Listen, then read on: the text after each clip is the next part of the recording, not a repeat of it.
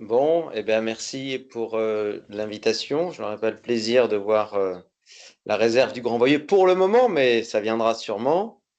Donc, je me représente. Je suis Farid Benamou. Je suis géographe, chercheur associé au laboratoire Ruralité de l'Université de Poitiers et enseignant en classe préparatoire au lycée Camille Guérin, aussi de Poitiers. Et moi, je travaille depuis la fin des années 90 sur les enjeux liés à l'expansion des populations de grands carnivores, principalement le loup et l'ours. Et je m'intéresse grosso modo euh, à la nature, et particulièrement aux animaux, mais la nature en général, qui nous pose question et qui nous dérange. Et justement, à ce titre-là, je me suis intéressé aux espèces exotiques qui ont divers qualificatifs, je reviendrai là-dessus. Mais notamment, j'ai travaillé sur l'ibis sacré dans l'ouest de la France. Notamment, j'ai travaillé sur la controverse autour de l'ibis sacré et ça m'a vraiment conduit à poursuivre mon questionnement que j'avais déjà eu le jour où un certain nombre de mes convictions ont été un peu chahutées par une conférence de Jacques Tassin que j'avais eue il y a une petite quinzaine d'années. Voilà. Euh, justement, la petite conférence aujourd'hui va s'intituler Le vivant, l'humain et l'envahissant, comment considérer les espèces exotiques. Alors, je vais parler de toutes les espèces, hein. Il y aura du végétal, de l'animal, il y aura un peu plus d'animal parce que c'est ma déformation professionnelle. D'ailleurs, je suis un des seuls géographes à m'intéresser aux animaux, même s'il y en a de plus en plus. D'ailleurs, une partie de mon propos est tirée d'un ouvrage collectif que j'ai co-dirigé qui s'appelle Géographie des animaux, qui est sorti il n'y a pas très longtemps. Euh, voilà. Et souvent, quand je parle des animaux, j'ai coutume de parler aussi des animaux autres qu'humains, dans une perspective justement où on essaye de se départir un petit peu de l'anthropocentrisme et voilà, de considérer aussi l'humain comme un animal et les animaux aussi comme des êtres dignes d'intérêt. Voilà. Autre diapo?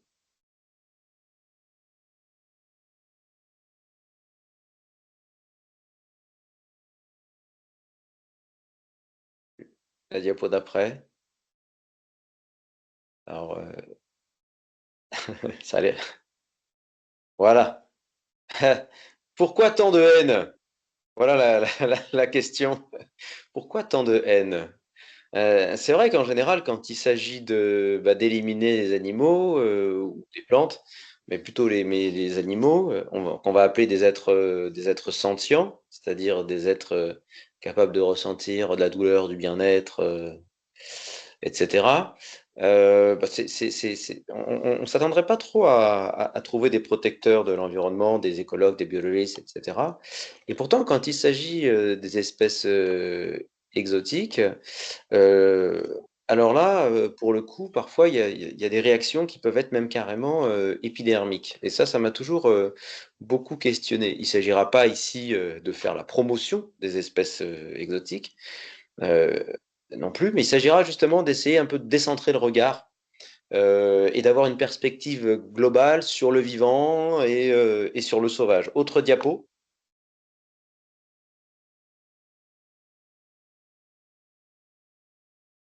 voilà.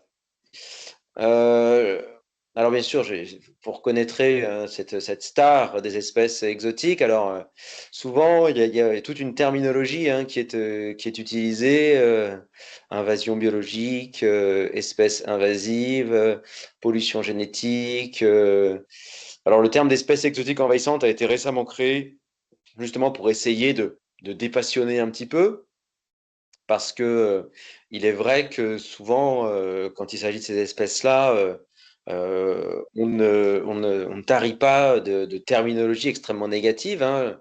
Le livre de Jacques Tassin, qui s'appelle La Grande Invasion, dont je parlerai à la fin, commence par ça, hein, quand il est question du frelon à pattes jaunes, dit asiatique. On parle de peste asiatique, de peste jaune.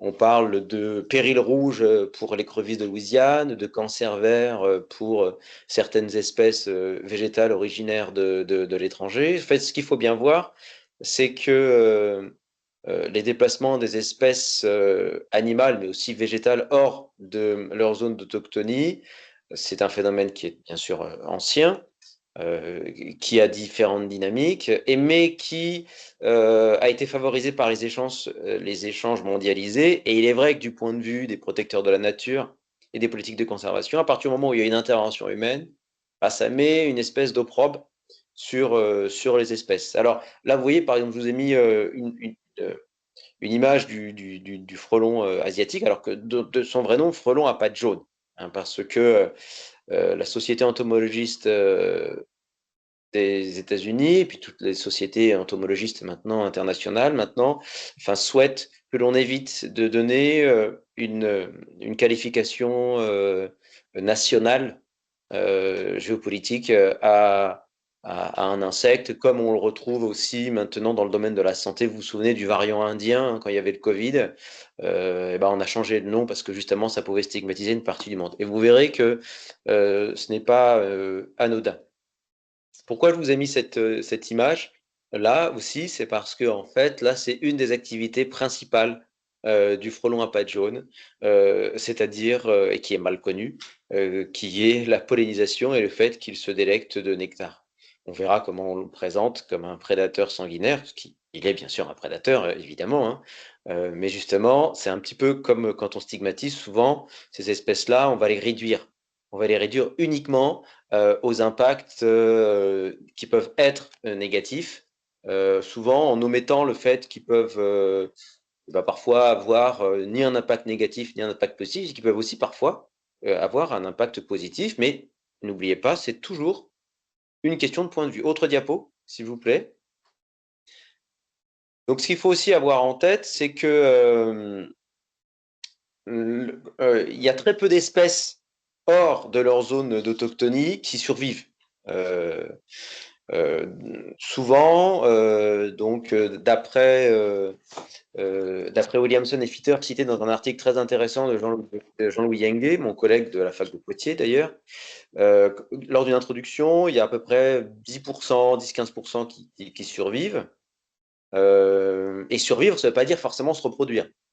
Et sur ces 10-15%, il y a à peu près 10% qui vont parvenir à se naturaliser, c'est-à-dire se reproduire et s'installer. Et parmi ces 10%, il y en a entre 10 et 20% qui vont avoir une phase envahissante, c'est-à-dire qui conduit à une expansion, une colonisation du milieu. Et c'est cette expansion qui peut en effet être perçue comme négative par les humains.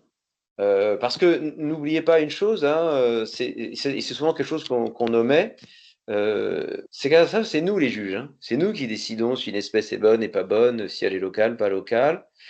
Il y a toujours ce point de vue-là. Et c'est pour ça qu'on est à l'interface entre l'écologie et aussi les études humaines.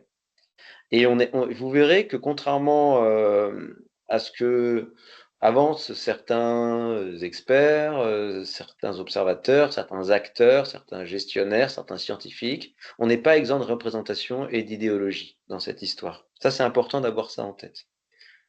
Ça ne veut pas dire qu'il faut comment dire, bannir toute idée d'intervention, c'est pas du tout ça, ou de gestion active, c'est pas du tout ça. Mais il s'agit de bien savoir ce que l'on fait et d'avoir un certain nombre d'éléments en tête.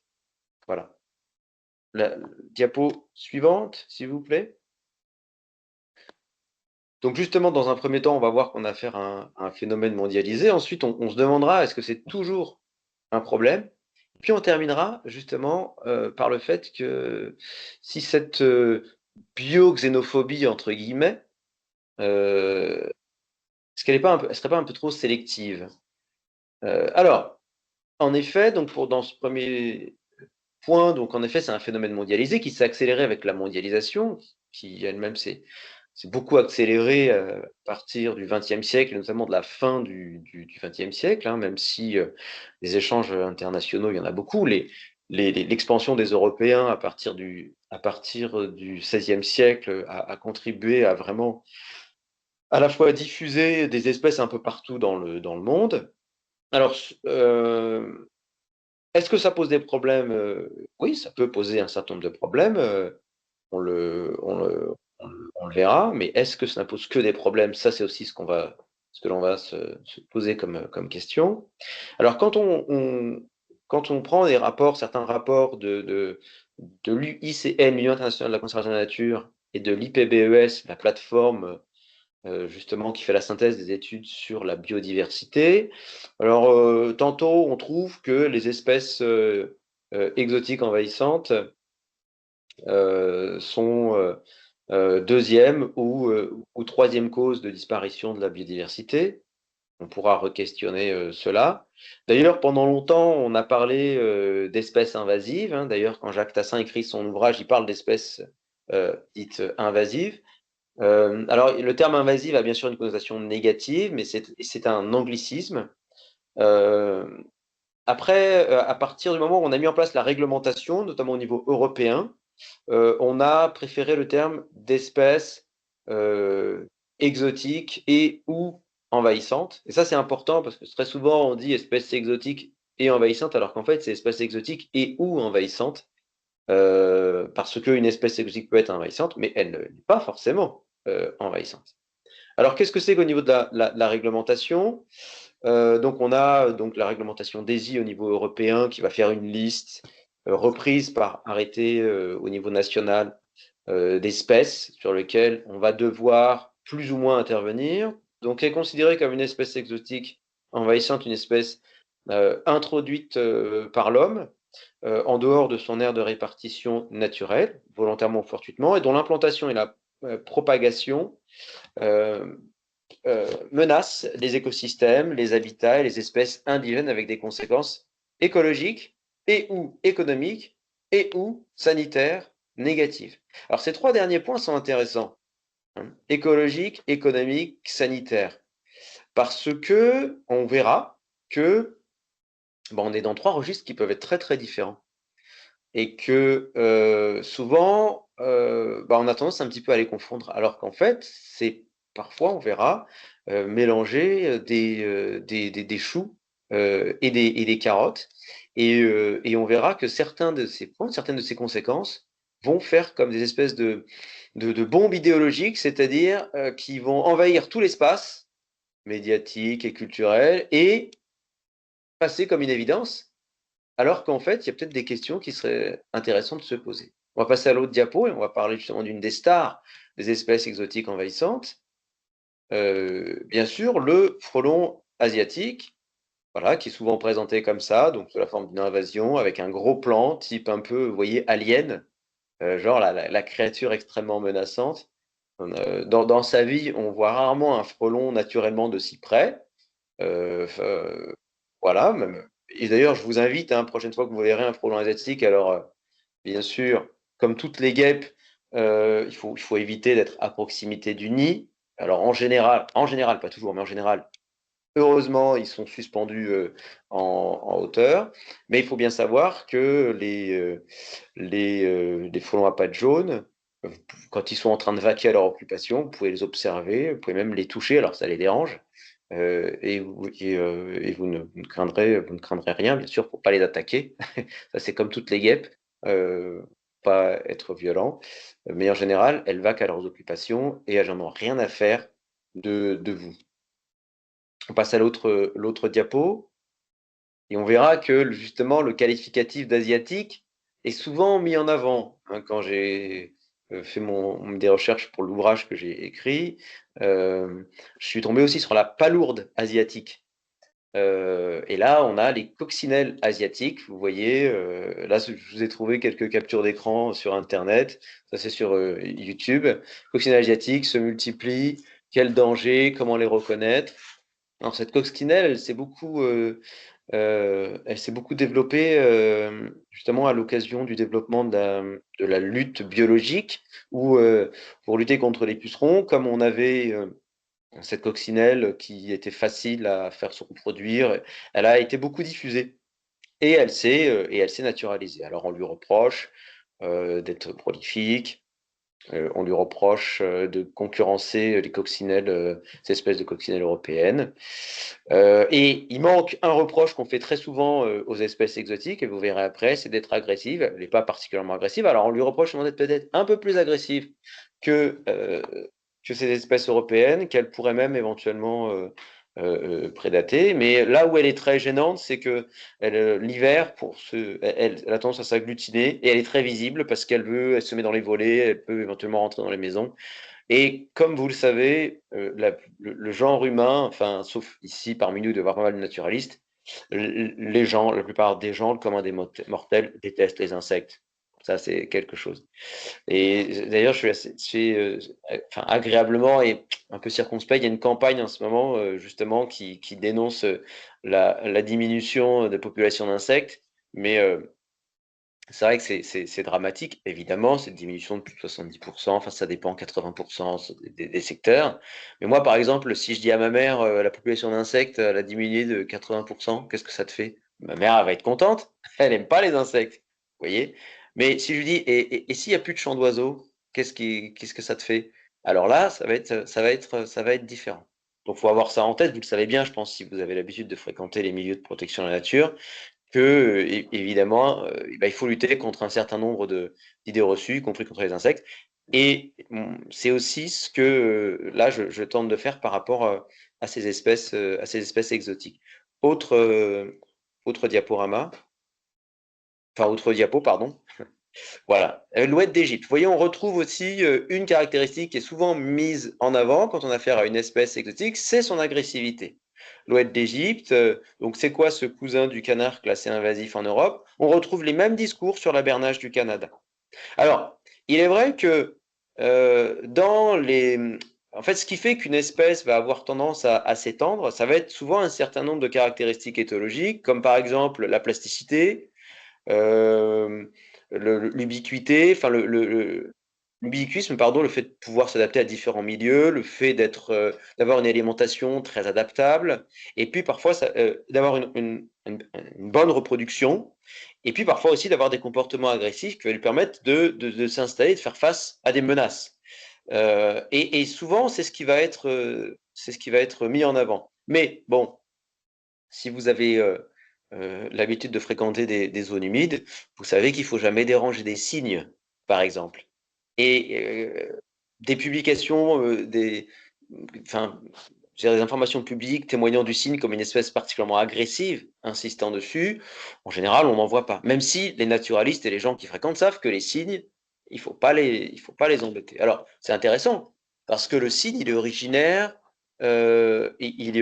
également d'Asie, mais en fait, on a oublié que c'est une naturalisation qui date du Moyen Âge, et notamment, il était même mangé, hein, le cygne, mais il a été importé, comme le paon d'ailleurs, pour des raisons d'agrément. Euh, la différence entre le paon et le cygne, c'est que le cygne, il s'est naturalisé. Et en général, c'est rare que, enfin, il n'y a pas de politique européenne d'éradication du cygne à ma connaissance. Donc, vous voyez déjà, là, j'introduis un élément, c'est la relativité, en fait, de qu'est-ce qui va être considéré comme exotique ou pas. Autre diapo. Voilà. Alors, est-ce que c'est toujours un problème? Déjà, comme je viens de le dire avec le cas du cygne, c'est un phénomène ancien et qui parfois même a été encouragé. Vous voyez les deux premières plantes que j'ai mises, vous avez le coquelicot et vous avez le bleuet. Coquelicot qui est d'ailleurs l'emblème, hein, de la lutte contre les pesticides, hein. Nous voulons des coquelicots. Alors pourquoi nous voulons des coquelicots, ce mouvement? C'est que c'est une plante messicole, comme le bleuet. Et avec le productivisme et la diffusion des pesticides et des phytosanitaires, eh bien, les messicoles ont eu tendance à disparaître. Mais d'où sont originaires les messicoles? Eh bien, les mysicoles, elles sont originaires du même endroit que le blé. Et le blé, il est originaire du Moyen-Orient, puisque l'agriculture a été inventée, hein, au Moyen-Orient, et il y a 10 000 ans à peu près, et que progressivement, il y a 5 000 6 000 ans, avec le blé, bah, ces espèces sont arrivés avec la nigelle champêtre également. Et même, vous avez même certaines espèces messicoles qui ont même le statut patrimonial. Vous voyez? Et pourtant, ce sont des espèces donc qui sont exotiques. Vous avez même certaines espèces encouragées. Là, je vous ai mis. Alors, elles fleurissent. Enfin, ils fleurissent beaucoup en ce moment. Vous reconnaîtrez peut-être l'acacia ou le faux acacia, le robinier, qui est une espèce originaire d'Amérique, hein, que l'on a acclimatée à partir du XVIIIe siècle. Et qui a eu beaucoup d'usages pour les viticulteurs, notamment puisque les piquets étaient imputrescibles. Et c'est une espèce qui, là, est promue par les apiculteurs parce que, vous connaissez peut-être le miel d'acacia, c'est un miel qui est très recherché, qui est très irrégulier. Et donc, à ce titre-là, là, les apiculteurs ont fait la promotion de cette espèce-là. Et bah, je ne sais pas si vous voyez en ce moment, en tout cas, moi, je vois dans ma région, il y en a partout. Hein, il y en a vraiment partout. Et si vous en avez un qui pousse dans votre jardin ou chez votre voisin et que vous voulez lutter contre les rejets, vous savez que vous devez y repasser, y repasser, y repasser, parce que c'est une espèce qui fait énormément de rejets. C'est une espèce pionnière. Donc, ce qui fait qu'à partir du moment où vous avez la forêt qui commence à vieillir, en général, l'espèce disparaît. Hein. Mais ça, en général, c'est assez peu mis en avant, et surtout, c'est une espèce qui n'est pas, à ma connaissance, hein, jugée comme particulièrement gênante, mais c'est une espèce exotique, puisqu'elle est américaine. Alors, je reviens justement aux chiffres, enfin aux propos qu'on trouve partout, comme les espèces exotiques présentées comme deuxième ou troisième cause de menaces qui pèsent sur la biodiversité. En fait, on confond plusieurs choses. En fait, on confond la réalité de la menace sur la biodiversité sur les îles et sur les espaces continentaux. Il est très clair que dans les îles, notamment les îles du Pacifique ou les îles de l'océan Indien, où il y a un endémisme extrêmement fort, l'introduction de certaines espèces, et notamment des espèces qui peuvent être des espèces domestiques, plus ou moins naturalisées, je pense aux chats, ou des espèces commensales, c'est-à-dire synanthropes qui suivent les humains comme le rat, ont pu avoir des effets, en effet, sur la réduction de la biodiversité, notamment dans les îles du Pacifique où vous avez beaucoup d'espèces qui ont évolué sans prédateur. Alors à partir du moment où vous introduisez un prédateur, c'est vrai que ça perturbe beaucoup.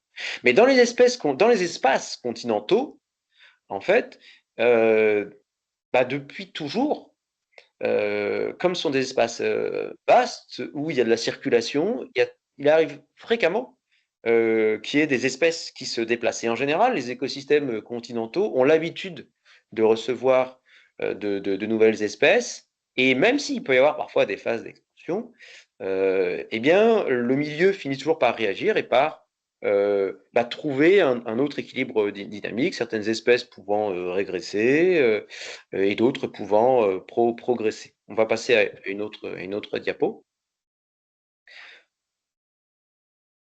Celle, voilà, bim.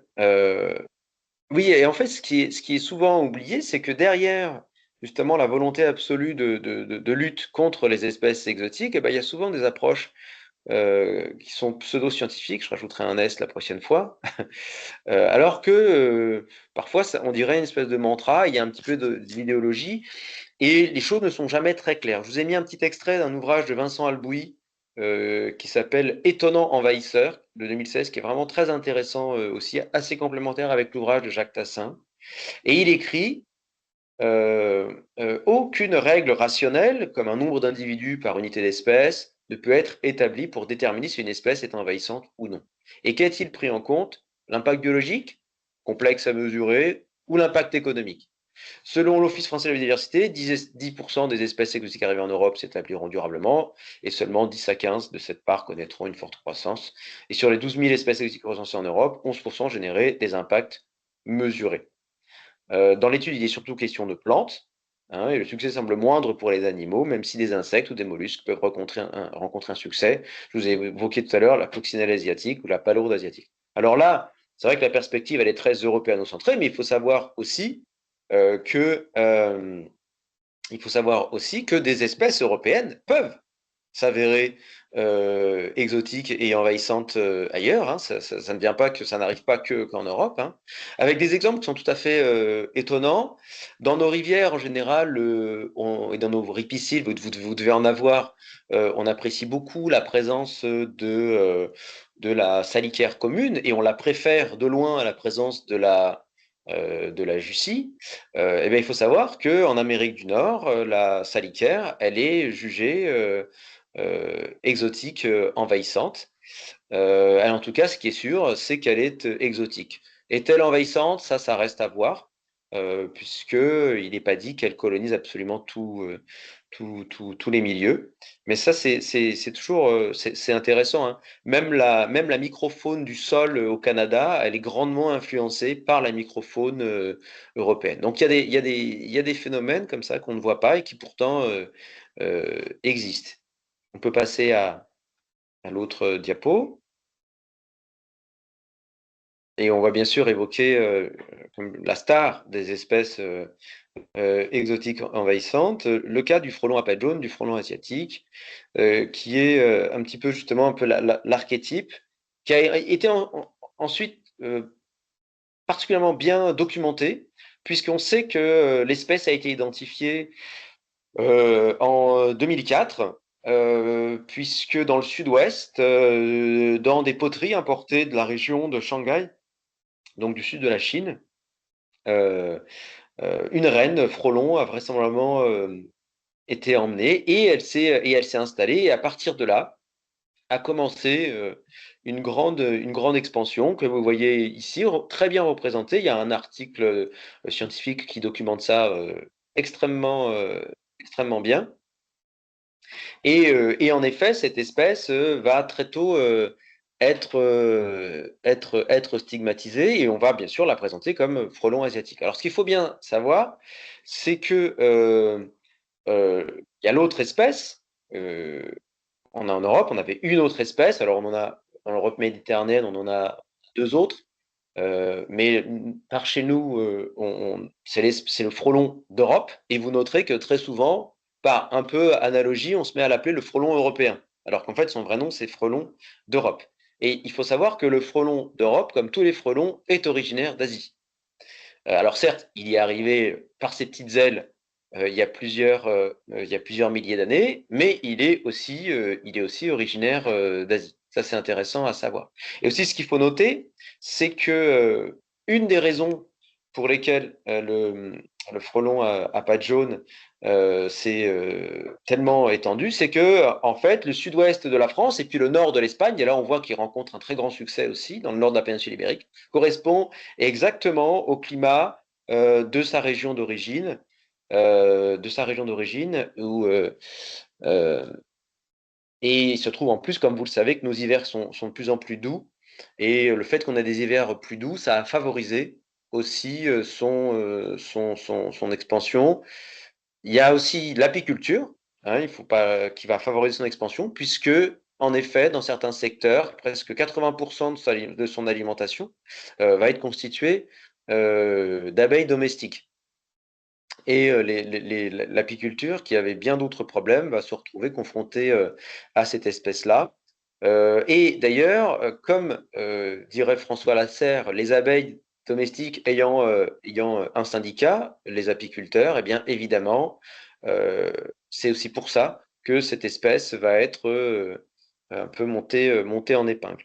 L'autre diapo, et là où on va voir, alors il y a quelques années, peut-être 2 ans, 2, 3 ans, il y a une autre espèce de frelon qui a été identifiée et justement qui a suscité un peu l'alerte. C'est ce frelon oriental, Vespa orientalis. Alors vous voyez, celui-là, il a été marqué, voilà, et puis on a bien veillé à essayer d'éliminer les quelques individus qu'on a repérés, mais il faut voir que lui, il est arrivé tout seul, vraisemblablement, parce qu'il est présent en Europe du Sud. C'est pas du tout les mêmes milieux que le frelon à pattes jaunes. Le frelon à pattes jaunes, il aime bien les milieux plutôt doux et humides, alors que lui, il est plutôt adapté aux milieux plus secs. Et là, vraisemblablement, il n'est pas exclu que le changement climatique favorise son expansion. Ce qu'il faut aussi bien avoir en tête, c'est que la modification de l'entomophone peut être aussi une raison, hein. Vous savez que en général, et ça va être un élément important à avoir en tête, à partir du moment où vous avez un milieu qui est perturbé et qui a tendance à être appauvri, eh ben ça va favoriser d'autres espèces et ça va favoriser notamment les espèces les plus opportunistes. Et ce que l'on constate, c'est les espèces qui s'étendent, qu'elles soient exotiques ou non, c'est en général, ce sont des espèces qui sont opportunistes, très, très adaptables. Autre diapo. Alors, on peut passer à l'autre, ça c'est un élément que on a déjà abordé. Voilà. Où là, justement, on peut voir du coup la conséquence de cela, hein. Du coup, il y a une espèce de guerre à l'exotique qui va être décrétée, et on peut se demander si c'est pas une guerre au sauvage, une guerre à ce qui nous dérange et ce qui nous semble hors de contrôle qui est déclenchée. Autre diapo.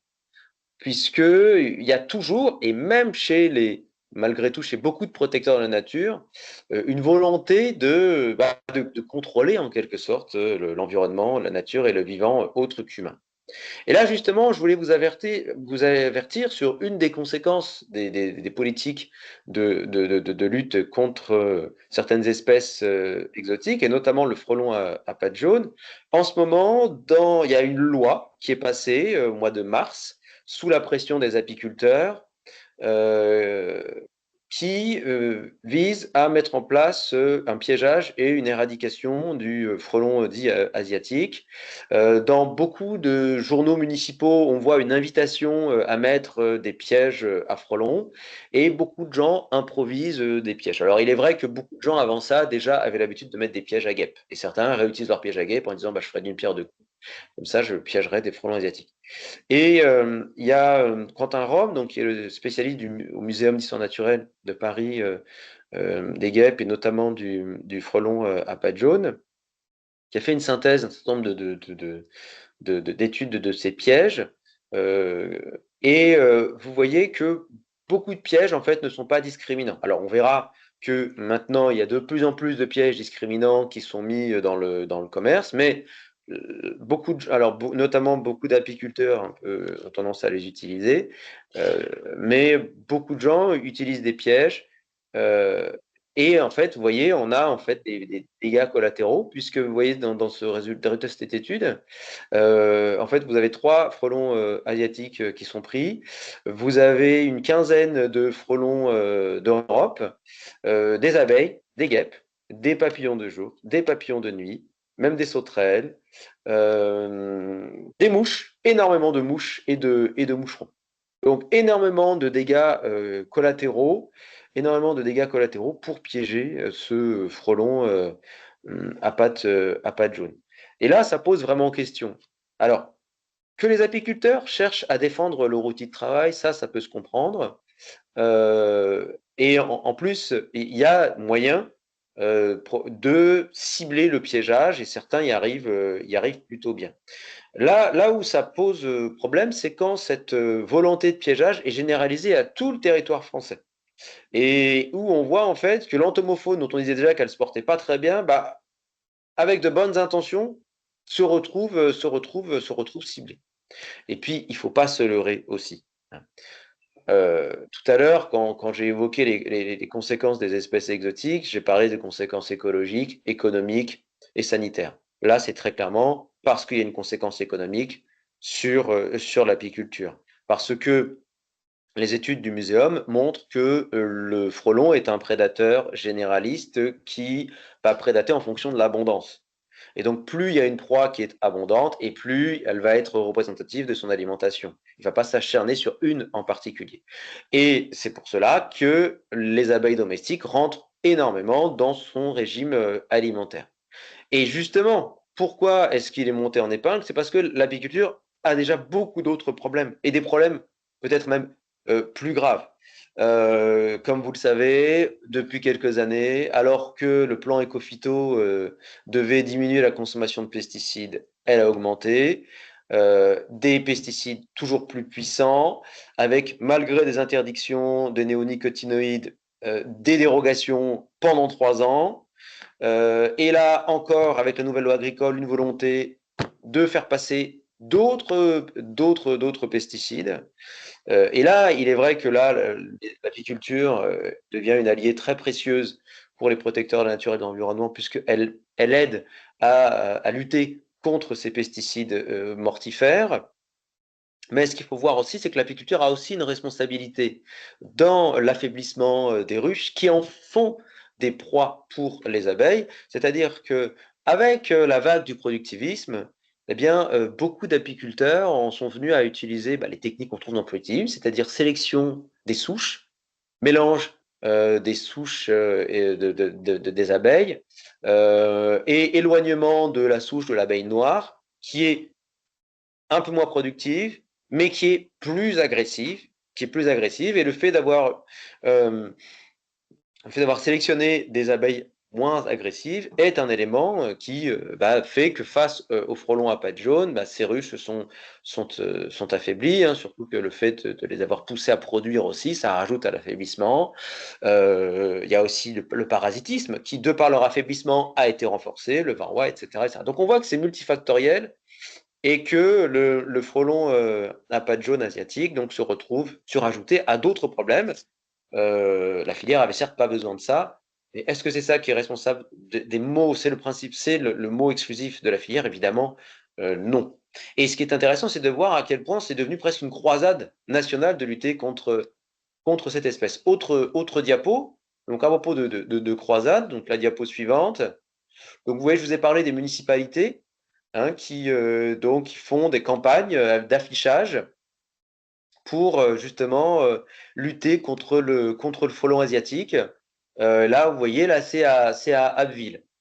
Qu'est-ce que vous remarquez sur cette photo? Si vous arrivez à voir de près, est-ce que vous remarquez quelque chose? Est-ce qu'il n'y a C'est pas quelque des chose qui vous Européens, non? interpelle? Exactement, c'est le frelon d'Europe. Voilà. Hmm. Autre diapo. Voilà, c'est le frelon d'Europe. Donc vous voyez bien qu'en fait, en gros, la plupart des gens sont incapables de distinguer un frelon d'Europe que du frelon asiatique.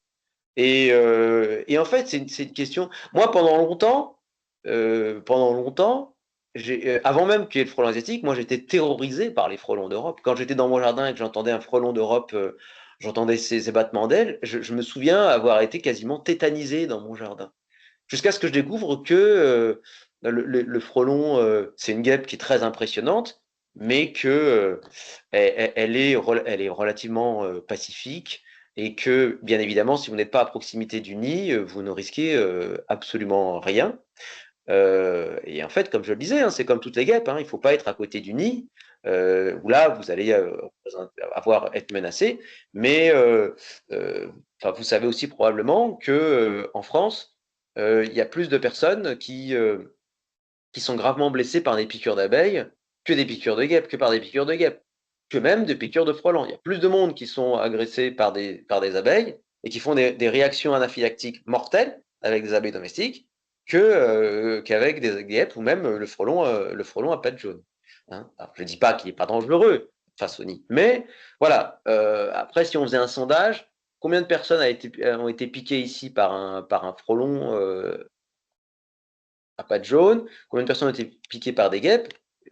Moi, dans ma vie, j'ai été piqué 3 fois, je crois, par des hyménoptères, une fois par une guêpe et 2 fois par des abeilles. Vous voyez? Bon, ce que je dis pour moi, ça n'a aucune valeur de sondage, mais c'est vrai que comme on a c'est comme avec le loup, dans le milieu de l'élevage, il y a une dramatisation autour de ces espèces-là, qui certes peuvent représenter un problème, mais il y a une espèce de dramatisation et une subjectivité qu'on a tendance à nier. Autre diapo, on va parler d'une autre espèce, et c'est l'espèce, moi, qui m'a amené à m'intéresser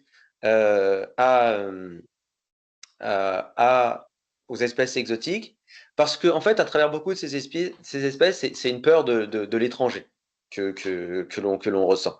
Et c'est pour ça que j'avais écrit un article dans la revue Historien et Géographe à propos de l'ibis sacré, un Africain indésirable, de l'ibis sacré à l'ibis chassé. parce qu'au final, par rapport à toute la persécution que cette espèce a pu subir, en fait, quand on regarde au final, c'est parce qu'on la juge africaine. C'est ça qui va lui être reproché, africaine, vraisemblablement arrivée par la main de l'homme. Ça, ce sont ces deux tares originelles. Et pourtant, l'ibis sacré, c'est une espèce assez emblématique aussi, associée au dieu Thoth, qui est le dieu égyptien de l'écriture. Et au début, quand elle est arrivée en Bretagne, donc dans, dans, dans les années donc, 90, il y a des individus qui se sont échappés du zoo de Branferré dans le Morbihan, puis qui ont eu tendance petit à petit à faire souche. D'ailleurs, beaucoup de naturalistes bretons se sont dit, bah, c'est super, c'est un oiseau qui est aux couleurs de la Bretagne, donc c'est sympa. Et puis, beaucoup d'ornithos se sont mis à dire, bah, c'est sympa, ça fait un oiseau nouveau à cocher pour les ornithos amateurs de coche. Voilà, et puis c'est vrai qu'il a une sacrée allure, et moi-même, quand j'en avais croisé dans la ria d'Etel, bah, c'est vrai que c'est une rencontre voilà, assez étonnante.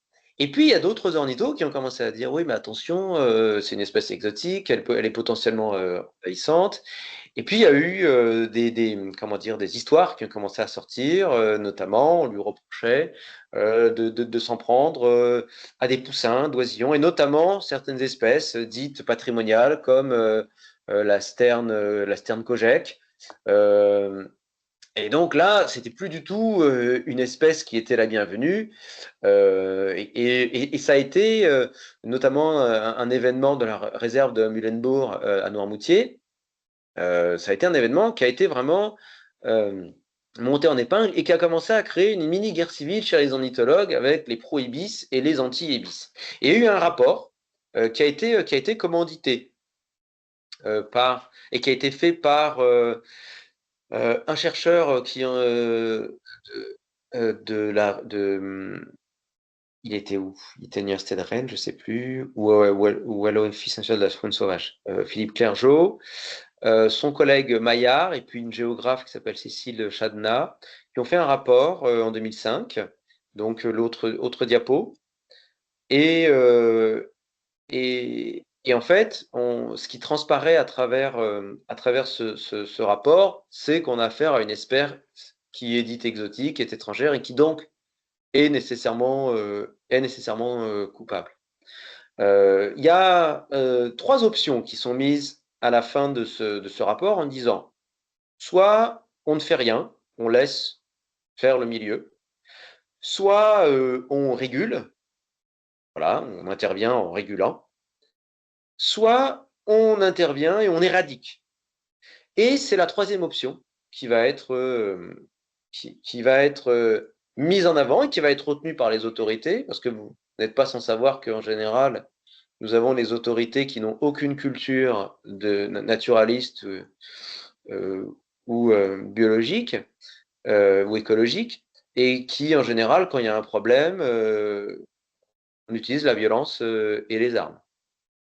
Donc c'est cette option qui va être mise en avant, et portée en partie par certains naturalistes, en sachant que sur une dizaine d'années, il y a un autre biologiste qui s'appelle Loïc Marion, qui, lui, va faire une étude du régime alimentaire.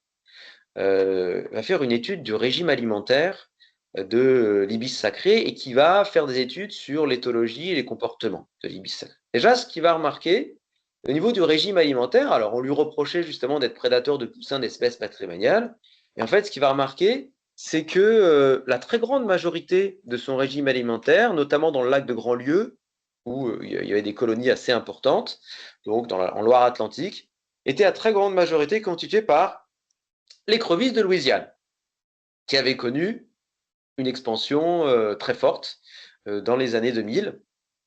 Donc écrevisse de Louisiane, et le reste étant constitué par des larves d'insectes, notamment des larves d'éristales, qui est une niche écologique qui n'est pas trop utilisée. Et tout ce qui est petits mammifères éventuellement, ou petits poussins, était vraiment très très anecdotique. Et après avoir mené lui-même un certain nombre d'enquêtes auprès justement du reproche d'ibis sacrés prédateurs de poussins. En fait, vraisemblablement, d'après l'enquête qu'il a menée dans la réserve de Muhlenburg, eh ben, il était vraisemblable que le véritable coupable de ces pontes qui ont pu être saccagées à un instant T, hein, un événement qui a été très ponctuel, c'était plutôt un renard. Mais comme justement les, les, les conservateurs de la réserve ne voulaient pas que justement on attire l'attention sur le renard qui, comme vous le savez, c'est une espèce particulièrement persécutée, eh ben, justement, l'ibis sacré était plutôt un coupable, cette fois, idéal. Sur le plan éthologique, Loïc Marion avait remarqué aussi autre chose, c'est que l'expansion des colonies d'ibis sacrés a correspondu à l'expansion d'une espèce patrimoniale qui est la spatule blanche. Puisque la spatule blanche, qui est une espèce assez timide, eh bien, était rassurée par la présence de plus en plus nombreuse de cette ibis. Et les deux espèces cohabitaient parfaitement, comme vous le voyez sur la photographie. Et ce qu'il faut bien voir, c'est qu'à partir du moment où on a commencé à mettre en place, y compris dans la réserve du lac de Grandlieu, qui est gérée par la SNPN, la Société nationale de protection de la nature, soit par stérilisation des œufs, soit par des tirs des agents de l'Office national de la chasse et de la faune sauvage, eh bien, il faut bien voir que ces tirs perturbaient tous les ardéidés, c'est-à-dire tous les grands échassiers, et notamment la fameuse spatule blanche. Ce qui est intéressant aussi, c'est que, en fait, l'ibis sacré s'est retrouvé en quelque sorte comme un peu le témoin à la fois des dégradations du milieu et aussi d'une vision qui est assez fixiste de la nature. Parce que, d'une part, quand on regarde d'où est originaire l'ibis sacré, l'ibis sacré, il est originaire d'une aire biogéographique qu'on appelle Paléarctique ouest. Et dans le Paléarctique ouest, qu'est-ce qu'on trouve? On trouve l'Europe, on trouve le Maghreb, on trouve le Moyen-Orient. Et dans son aire où il est très représenté, hein, c'est-à-dire Afrique du Nord et Moyen-Orient, eh bien, l'ibis sacré retrouve énormément d'espèces que l'on retrouve parmi nous maintenant. La spatule blanche, le héron cendré, mais aussi l'aigrette garzette, la grande aigrette, le héron garde-bœuf. Et si je parle de ces trois espèces-là, héron garde-bœuf, aigrette garzette, grande aigrette, dans les années 90, elles étaient quasiment absentes du lac de Grandlieu. Maintenant, elles sont extrêmement présentes. Le héron cendré avait quasiment disparu du lac de Grandlieu au début du XXe siècle. Progressivement, il a fait son retour. Alors, quel est le bon état de conservation du lac de Grandlieu? Au début du XXe siècle, où il restait à peine le héron cendré, ou bien les années 90, où il n'y avait pas encore ces grandes aigrettes, en sachant que pour l'aigrette garzette, il y a eu quelques individus qui ont pu être lâchés en France. Donc quel est le milieu de référence? C'est ça aussi qui est intéressant. Euh, Par ailleurs, sur le fait qu'on a reproché aussi l'ibis sacré, comme c'est un opportuniste et qu'on l'a déjà vu sur des décharges, d'être un animal sale, on n'a jamais répertorié aucun problème sanitaire véhiculé par l'ibis sacré. Donc on voit bien qu'aucune étude scientifique ne validait cela. Et d'ailleurs, la LPO a fait dès la fin des années 2020 un communiqué pour dire très clairement que la politique d'éradication de l'ibis sacré n'était pas justifiée, que l'on n'avait pas affaire à une espèce exotique envahissante, elle était certes peut-être exotique, mais qu'elle n'était pas du tout envahissante, puisqu'au maximum il y a eu 1600 couples, et qu'elle ne représentait pas du tout un problème pour le milieu, qu'il l'avait parfaitement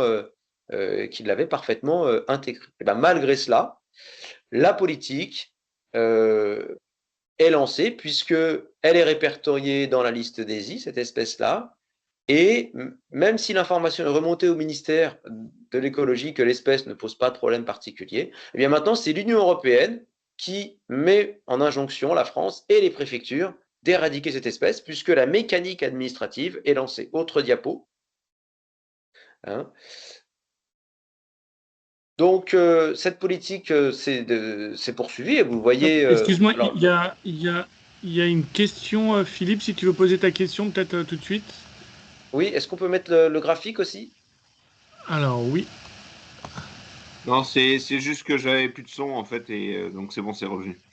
Ah bon, D'accord. il n'y avait pas de question. Bon. Bon, on verra après. Alors là, vous voyez hein, les effectifs. Donc, il y avait 1700 couples au plus haut en 2006. Et vous voyez en 2018, ça, c'est les chiffres que j'ai trouvés, les plus récents. On est à 150 couples en 2018. Autre diapo. Alors, il faut savoir que cette espèce était principalement présente dans l'ouest de la France, c'est-à-dire, elle est partie de Bretagne Sud, Morbihan, et ensuite, elle a un petit peu colonisé le littoral ouest, le Grand Ouest. Alors, autre diapo, des petites populations s'est installée donc à Noirmoutier, et une petite population s'était installée aussi en Charente-Maritime, où l'espèce là a été relativement préservée, puisque dans la DREAL, la Direction régionale de l'environnement, il y avait le frère de Loïc Marion, et donc qui avait fait toute une... Parce qu'il je trouve que Loïc Marion, le biologiste qui a étudié l'ibis sacré, a un frère jumeau, qui a été fonctionnaire donc pour les services de l'État et dans la région Nouvelle-Aquitaine. Et donc, lui, il a fait passer l'info auprès des autorités comme quoi bah, cette espèce ne posait pas effectivement de problème. Sauf qu'il est parti à la retraite.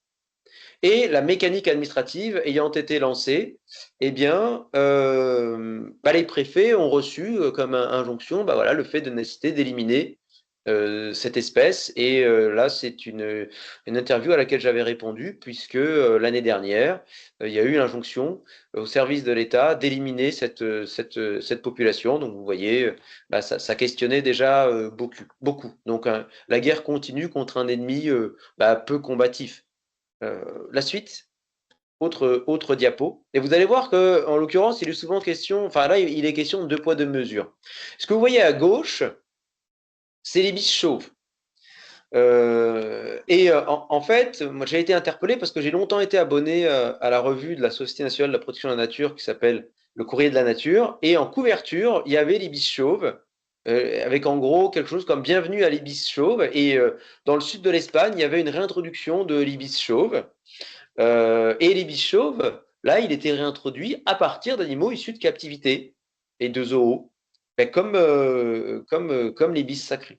Donc, ce qui était assez étonnant, c'était de voir que la SNPN avait contribué à l'éradication de l'ibis sacré dans le lac de Grandlieu, et que là, elle se félicitait de l'expansion de l'ibis chauve. Surtout que là, j'ai vu encore récemment un rapport justement de gestion du lac de Grandlieu, de la réserve du lac de Grandlieu, où très clairement, où ce qui est mis en avant dans les problèmes aux différentes espèces, que ce soit les espèces migratrices, les échassiers ou autres, en fait, c'est la variabilité du niveau de l'eau en lien avec l'irrigation et les polluants, la présence de polluants. Et ce sont ça les principales menaces qui pèsent sur ce lac de Grandlieu, plus que une espèce comme l'ibis sacré. Et puis il y a l'ibis falcinelle. L'ibis falcinelle, il est apparu en Camargue en 2006. Il s'est même reproduit en 2011 au lac de Grandlieu. Alors là, lui, l'ibis falcinelle, personne n'intervient. Il est vraisemblablement en expansion. On le trouve dans beaucoup de secteurs maintenant. Alors, on l'élimine ou on ne l'élimine pas? Pourquoi lui pourrait progresser et pourquoi pas les autres? Ah, il est venu tout seul avec ses petites ailes. Donc, lui, il a le droit. Autre diapo. Alors, pour le coup, il y a encore des questions. Sylvia, si tu veux poser ta question. Oui, merci beaucoup. Vous m'entendez? Oui, Oui. bien sûr. Oui. Alors, juste quand vous parlez d'injonction au préfet d'éradiquer Oui. l'espèce, en l'occurrence l'ibis sacré, ça se traduit comment en Ouais. fait? C'est la stérilisation, c'est la chasse? Qui s'en occupe en fait? Comment ça Ce sont des se tirs. traduit Ce sont des concrètement? tirs. Alors, en fait, c'est la DDT et ensuite l'OFB, puisque l'OFB, comme vous le savez, l'Office français de la biodiversité, a intégré l'Office national de la chasse et de la faune sauvage. Et donc, c'est des agents de l'Office français de la biodiversité qui sont mandatés pour aller, euh, pour aller abattre les animaux. Comme c'est fait sur les cormorans. Comme ça peut être fait sur les cormorans. Merci Et beaucoup. Philippe, tu avais une question. Philippe, tu avais une autre question ou tu as oublié de baisser la main? Bon, Philippe n'entend pas. J'ai oublié de baisser la main, effectivement. L'autre diapo, Alors, c'est où? Hop. Bah, voilà. voilà. Alors justement, on peut poser la question, est-ce qu'on a affaire à des espèces colonisatrices, des espèces invasives? Moi, je pense que j'ai été interpellé parce que à bien des égards, moi, ça m'a rappelé le loup. Ça m'a rappelé le travail que j'ai mené sur le loup. Parce que quand on travaille dans le milieu des éleveurs, hein, le loup, il est clairement perçu comme une espèce invasive, hein. Ça, c'est très clair, hein. Et dans le sens avec toutes les connotations négatives, c'est-à-dire une espèce qui a été absente et puis qui a fait son retour et qui pose un problème aux activités humaines. Parce que très souvent, une des raisons qui va mobiliser par rapport aux espèces dites exotiques, c'est quand on va les juger nocives à des activités humaines. Parce que, en fait, ces espèces, là où souvent elles sont stigmatisées particulièrement, c'est quand elles ont tendance à s'étendre et qu'elles deviennent colonisatrices. Mais on verra, et si on peut aller à l'autre diapo, qu'il n'y a pas que des espèces exotiques qui peuvent s'avérer colonisatrices. Alors, il y a un petit cas qui est assez connu dans le domaine de la protection nature et des réserves naturelles. C'est le cas de l'érysmature à tête blanche et le cas de l'érysmature rousse. En fait, il y a là tout un plan justement qui vise à éradiquer l'érysmature rousse parce que l'érysmature rousse s'est diffusée progressivement au Royaume-Uni, en Espagne et dans le reste de l'Europe par des individus qui ont été lâchés. Et comme c'est une espèce est extrêmement proche de l'érysmature à tête blanche qui lui est en grand danger d'extinction, eh bien il y a une politique d'éradication volontaire et massive, y compris dans des réserves naturelles, de cette espèce-là. En fait, l'érysmature à tête blanche, c'est une espèce qui est en régression, elle a disparu de beaucoup de pays en Europe. Et en fait, les premières causes de disparition, c'est la disparition des zones humides, c'est la chasse, c'est les dérangements, c'est tous les polluants, les biocides et la prédation des œufs par les rats, qui, comme vous le savez, alors les rats, notamment le rat sur mulot, qui est un commensal de l'homme, qui s'est beaucoup étendu, espèce opportuniste, mais aussi les chiens, notamment les gens qui promènent leurs chiens, et ça, vous devez avoir ce problème dans la réserve, qui ne les tiennent pas en laisse alors qu'ils doivent tenir en laisse.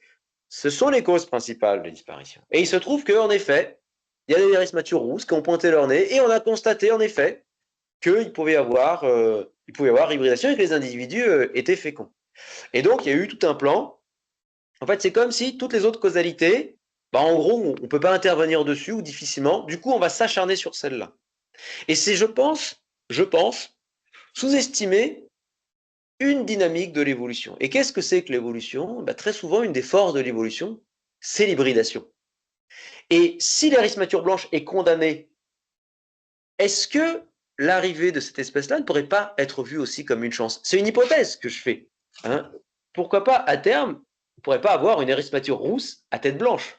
Je fais un peu la provocation, vous voyez. Mais c'est aussi une question qu'il faut se poser, parce que peut-être que l'érysmature blanche, indépendamment de l'arrivée de l'érysmature rousse, était condamnée à la disparition, parce que pour toutes les raisons que je viens d'évoquer, qui ne l'oublions pas, sont quand même des raisons anthropiques. Et peut-être que l'arrivée de cette nouvelle espèce, le voir comme quelque chose qui pourrait être une cause supplémentaire qui va mettre la fin de l'espèce, eh bien peut-être que c'est quelque chose qui peut renouveler et faire une nouvelle espèce. Je vous rappelle que nous autres, humains, nous sommes le fruit d'une hybridation de différentes espèces humaines qui donnent le résultat maintenant, une seule espèce unique, alors certes de grandes variantes. Et il est vrai que les variantes qui existent entre nous posent un certain nombre de problèmes à beaucoup d'humains, et il n'est pas exclu que ce soit le même réflexe qui fasse que, par rapport à des espèces que l'on va juger étrangères, entre guillemets, on puisse avoir des relents du même type. Ça, c'est une question que je pose. Autre diapo. Quand on parle justement d'espèces envahissantes, il faut bien voir qu'il n'y a pas que des espèces exotiques qui peuvent s'avérer envahissantes.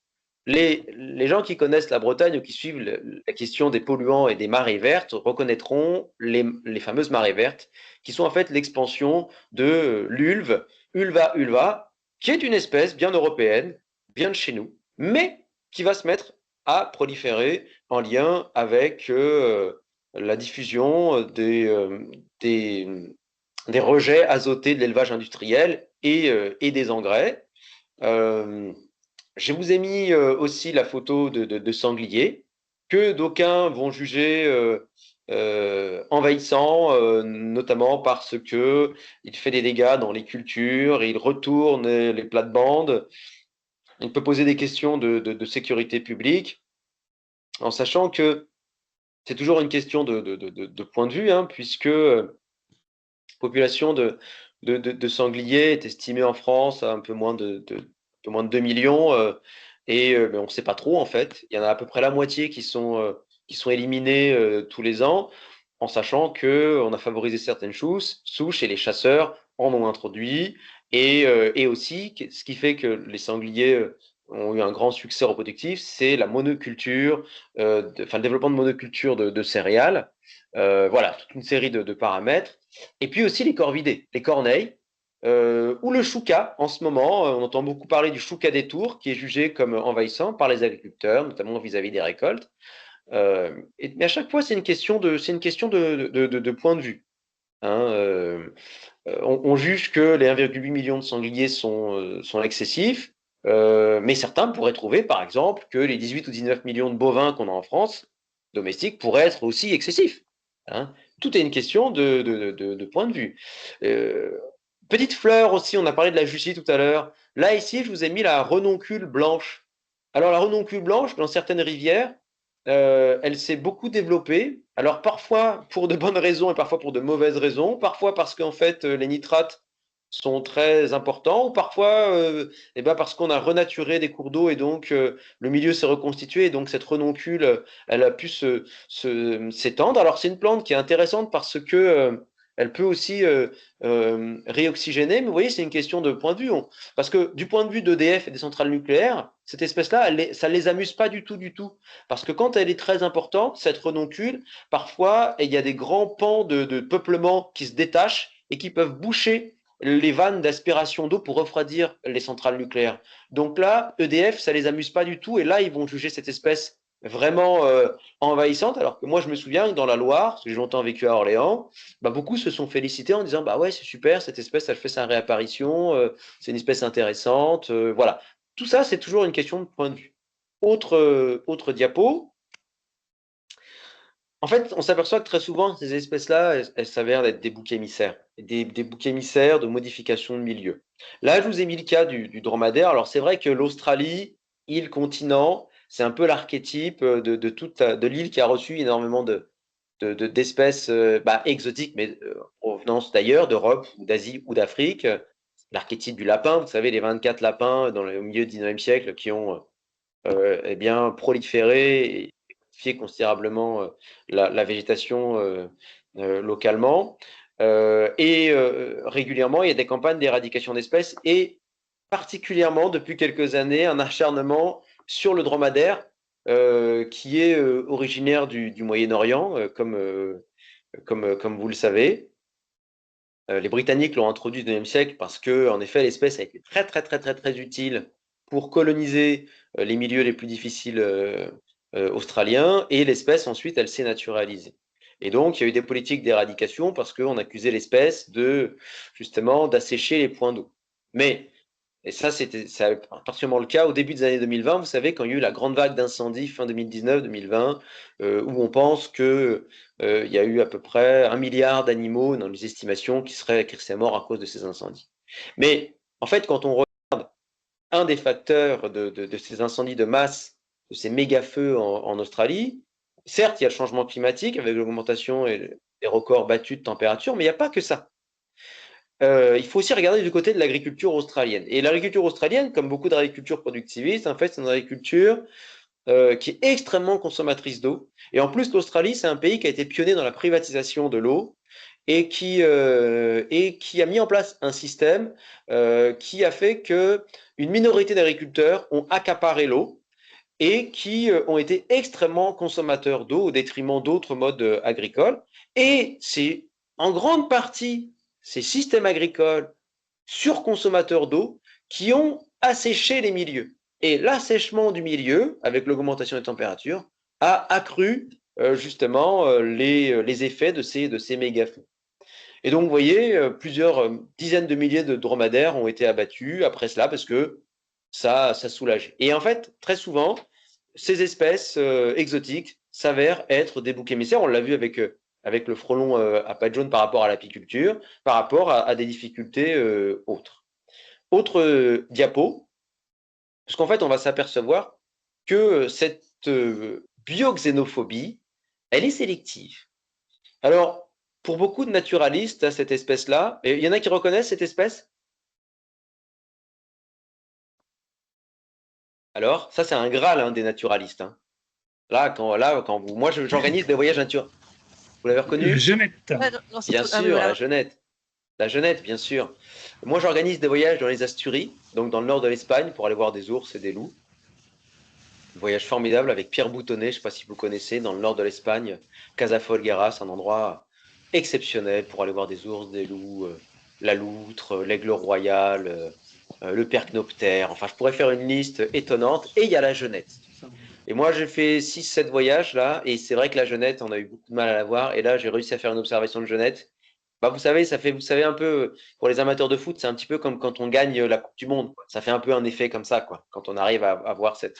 En plus, voilà, c'est vrai que sur nos critères, avec sa queue là qui s'enroule, là, j'ai les souvenirs là où elle s'est enroulée autour d'un figuier. Voilà. Eh bien, cette espèce-là, vraisemblablement, des études génétiques ont montré qu'elle était originaire d'Afrique du Nord et qu'elle serait arrivée, alors peut-être en plusieurs phases, par les Romains, mais aussi très vraisemblablement par les Arabes, parce que dans l'Andalousie arabo-musulmane, en fait, l'espèce était utilisée avant la diffusion du chat pour lutter contre les rongeurs. Et c'est un animal qui s'apprivoise plutôt bien.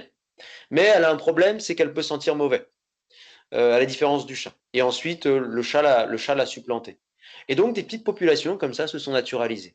C'est un petit carnivore, hein, comme vous le connaissez, qui prédate des rongeurs, des petits oiseaux, des œufs, qui est omnivore, qui mange volontiers des fruits, des figues. D'ailleurs, nous, on l'a vu dans un figuier. Voilà. Son impact sur le milieu pas semblé particulièrement étonnant. Et pourtant, voilà, très clairement, les études génétiques montrent que c'est une espèce nord-africaine, mais qui s'est parfaitement naturalisée et qui est d'une très très très grande discrétion. Beaucoup de gens côtoient des milieux où il y a la Jeunette et ne la voient jamais.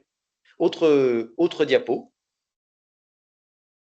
Alors, justement, par rapport à ces questions-là, je vous ai dit tout à l'heure que les problèmes posés par ces espèces exotiques envahissantes sont économiques, écologiques et sanitaires, et très souvent, il y a très volontairement une confusion dedans.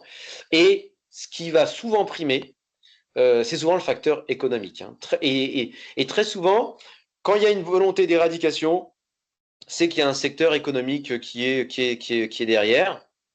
Et quand vous voyez les espèces erratiques, les espèces exotiques envahissantes coûtent très cher à la société, mais en fait, ce qui coûte beaucoup, c'est le fait de les éradiquer. Et c'est pour ça que ça coûte cher. Et il y a même certains, c'est Jean-Claude Génaud qui dit ça, qui a écrit pas mal de livres, notamment un ouvrage, La nature malade de sa gestion, qui dit que, en fait, l'éradication de certaines espèces, notamment des espèces exotiques, des fois, ça peut justifier certaines activités, certains salaires. Et c'est ça le véritable coût des espèces exotiques, avec énormément de jugements, toute une rhétorique martiale, une rhétorique vraiment de la maladie, de la peste. Hein, il ne s'agit pas de dire que localement des espèces ne posent pas de problème, puisque d'ailleurs on a même des travail sur le loup, et le loup pose objectivement des problèmes. Mais le loup, ce n'est pas que des problèmes. Et c'est ça aussi qui est intéressant de voir avec ces espèces-là, c'est que ces espèces, elles posent des problèmes, mais elles ne sont pas que des problèmes. Le frelon à pattes jaunes, il est prédaté par les mésanges, il est prédaté par la bondrée apivore, il tombe dans des toiles d'araignée, l'écrevisse de Louisiane, elle est mangée par la loutre, il est mangé par les renards, il est mangé par énormément d'animaux. J'avais un autre élément tout à l'heure, le ragondin. Tout à l'heure, là, les gestionnaires on va dire, de plans d'eau sont horrifiés, bien sûr, par le ragondin, mais le busard des roseaux mange les petits ragondins. Ça, allègrement. On peut poursuivre l'autre diapo? Ah! Et lui, vous le reconnaissez? Notre ami, le chat domestique. Qu'est-ce qu'il a dans le bec? Un chardonneret élégant, une espèce en régression pour plein de raisons, notamment la destruction de ces milieux, mais aussi le trafic, hein, puisque les chardonnerets élégants font l'objet d'un trafic en Afrique du Nord et notamment en Algérie. Et vous avez toute une filière d'exportation de chardonnerets parce que les gens les utilisent comme animaux domestiques pour, pour son champ.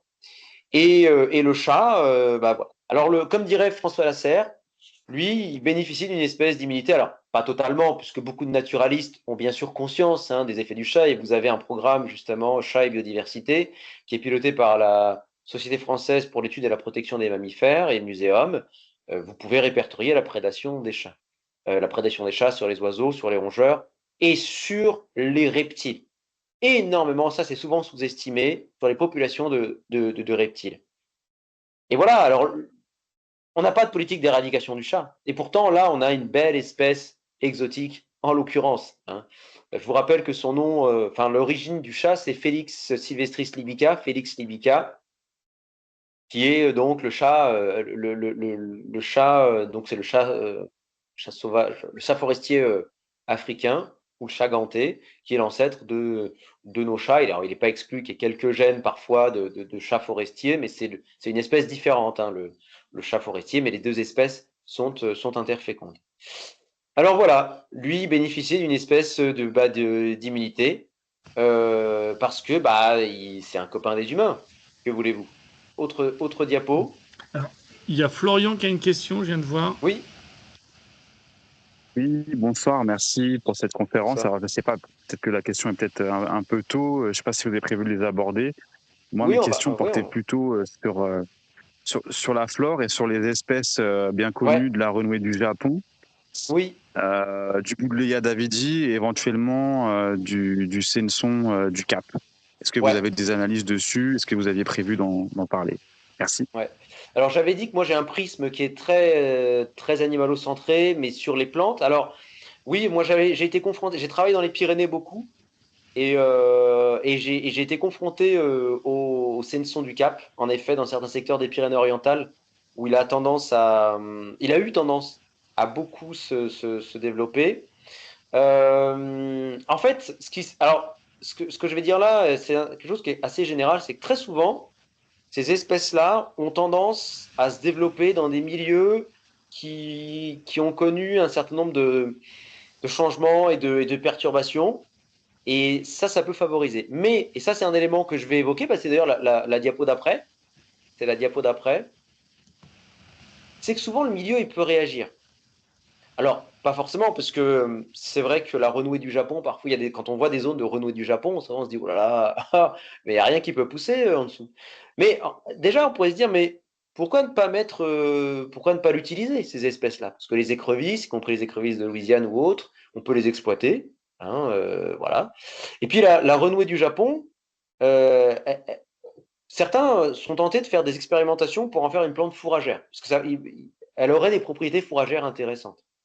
Et puis, par exemple, pour le Senson du Cap, et moi je l'ai vu sur des Buddleia. Alors ça, je sais que beaucoup de naturalistes, ils haïssent le Buddleia, mais moi j'ai vu des attaques de pucerons sur ces plantes-là, et quand j'avais parlé avec le conservateur de la réserve de Noël à l'époque, il m'avait dit qu'il y avait un puceron qui était sur le Senson de Jacobé, et qui avait tendance à se mettre de plus en plus sur le Senson du Cap.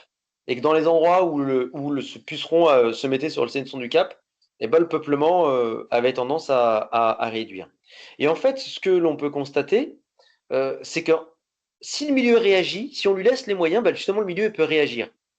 Et ces espèces peuvent, à terme, s'intégrer dans le milieu. Je vous donne deux exemples. Le cas de la perruche à collier, qui, dans un parc, parce que c'est une espèce qu'on va surtout trouver dans les parcs, elle a été la proie principale d'hiboux moyen-duc, et il y a 8 couples d'hiboux moyen-duc qui se sont installés dans le secteur et qui ont exclusivement prédaté la perruche à collier, qu'on trouve d'ailleurs dans beaucoup de parcs parisiens et dans beaucoup de parcs de grandes villes, et qui vraisemblablement, on est dans des milieux qui sont déjà très très artificialisés, ne pose pas de problème particulier. Souvent on lui reproche d'occuper les endroits où pourraient nicher certains oiseaux, certains pics ou autres. Scientifiquement, c'est pas vraiment documenté. Par contre, elle fait beaucoup de bruit, ça c'est sûr. L'écureuil gris, qui a été en grande expansion dans les îles britanniques. Et bien, dans les secteurs où la martre est présente, et notamment il y a eu une réintroduction de martre en Écosse, et bien, l'écureuil gris a considérablement régressé, puisque comme il est très présent, c'est une proie qui est extrêmement intéressante pour la martre. En fait, souvent, ce que l'on constate, c'est que les phases d'expansion des espèces exotiques, c'est souvent révélateur d'écosystèmes affaiblis et d'écosystèmes simplifiés. Et ces phénomènes peuvent avoir aussi des effets sur des espèces autochtones, hein. On le constate avec l'expansion de l'étourneau sansonnet. On le constate avec l'expansion du choucas des tours, là, dans certains endroits où la population a beaucoup augmenté. L'expansion du sanglier aussi, hein, le fait d'avoir fait disparaître les systèmes de haies bocagères, ça a fait régresser toute une série d'écosystèmes variés pour des espèces aussi variées qui représentaient des espèces intéressantes aussi pour les chasseurs. Mais pour la chasse, on va dire traditionnelle, pas la chasse en battue, tout ce qui est les perdrix, les lapins, les lièvres, etc. Donc ces phénomènes-là, on les trouve aussi chez des espèces autochtones. Autre diapo. Et puis, bah, voilà, ces espèces peuvent être aussi l'occasion d'histoires assez rigolotes, assez drôles. Je ne sais pas si vous avez entendu parler de cette histoire entre le silure et Jamel. Jamel Debbouze a filmé un biologiste à Paris qui est responsable du suivi des populations de silures dans la Seine et qui capture des silures pour les équiper et en faire des études. Et donc, je vous inviterai à regarder ça, c'est une rencontre improbable. Et donc, il est fasciné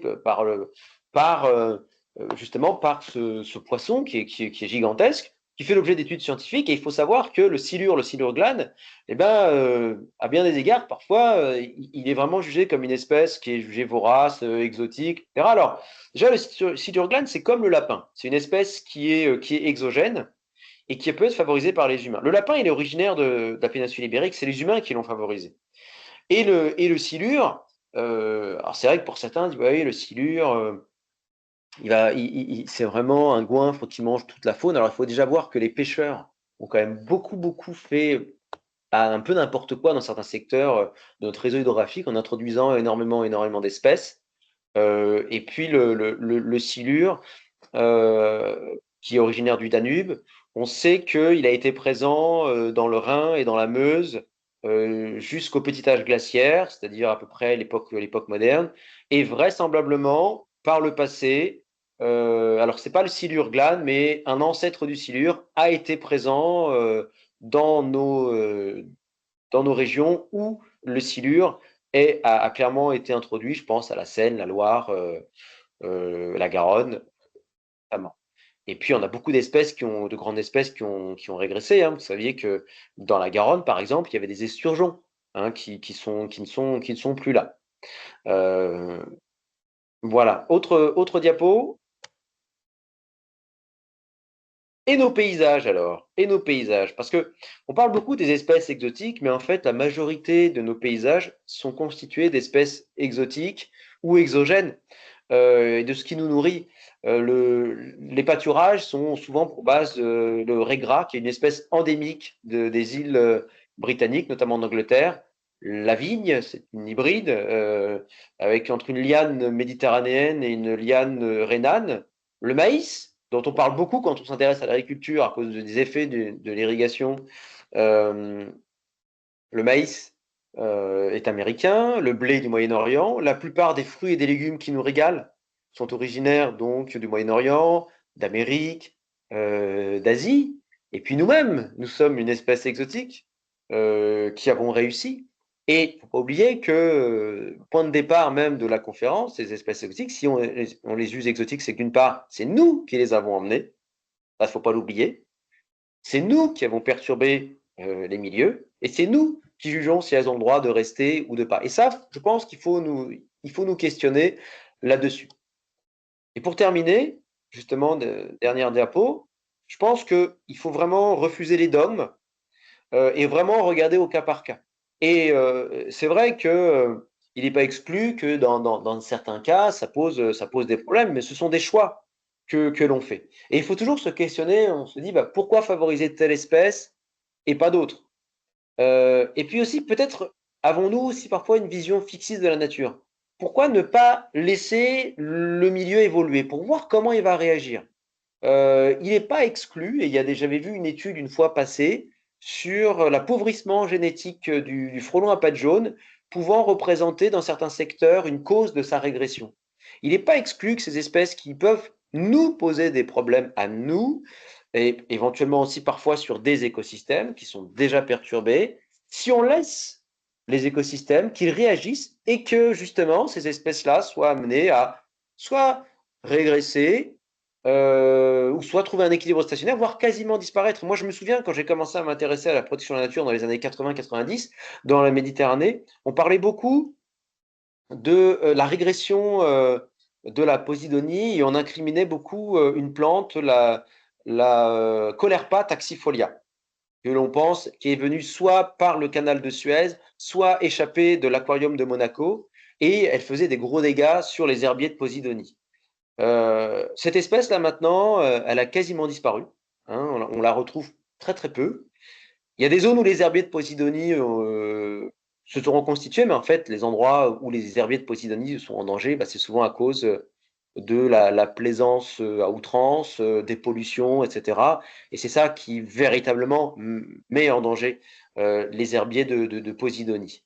Donc, je pense qu'il faut assumer une gestion différenciée, il faut assumer une subjectivité, et par rapport à ces espèces-là, il faut avoir un rapport apaisé. Moi, j'ai fait une visite, j'ai fait une formation pour un CPIE dans la Brenne, là, et il y avait un gestionnaire de réserve, là, il avait la haine contre les écrevisses de Louisiane, mais c'était une haine qui était mais vraiment mais viscérale. J'ai trouvé ça un petit peu dommage. Non pas que l'écrevisse ne pose pas de problème, hein, puisque l'écrevisse, elle est vectrice de la peste des écrevisses. Mais si ces écrevisses se développent, c'est aussi parce que les milieux sont très appauvris, alors que nos espèces dites patrimoniales, l'écrevisse à pattes blanches, elle est très sensible, elle, au milieu. Donc, moi, j'ai peur que l'acharnement sur ces espèces exotiques, ce soit un os à ronger que l'on donne aux protecteurs de la nature qui sont tellement dépassés par tous les autres menaces qui sont peut-être, selon moi, bien plus graves, que justement, on a l'impression qu'on peut faire quelque chose là-dessus. Donc, on intervient. Mais je pense que parfois, on dépense beaucoup de temps, beaucoup d'argent, beaucoup de moyens, souvent pour pas grand-chose, qui pourraient peut-être être mieux utilisés pour la conservation de la nature. Et je pense que ces exotiques, en fait, ce sont un peu des quintessences du sauvage. Il ne faut jamais oublier que le sauvage, ça évolue. Autre diapo pour, si vous voulez aller un petit peu plus loin. Donc, je vous conseille ces ouvrages. Donc, Jacques Tassin, La Grande Invasion, Vincent Albouy, Étonnant envahisseur, et puis un bel ouvrage aussi de François Lasserre et de Cyril Ruosseau, photographe, beau d'ailleurs, qui vous permettront peut-être d'avoir une autre vision de ces espèces-là. Et puis aussi, je vous renvoie, toute dernière diapo, à l'ouvrage que j'ai copublié avec Philippe Sierra, donc Géographie des animaux, et je vous renvoie le lien d'un extrait qui concerne justement les espèces exotiques, et qui est justement de la bioxénophobie, point d'interrogation, reconsidérer les espèces exotiques. Et je vous remercie.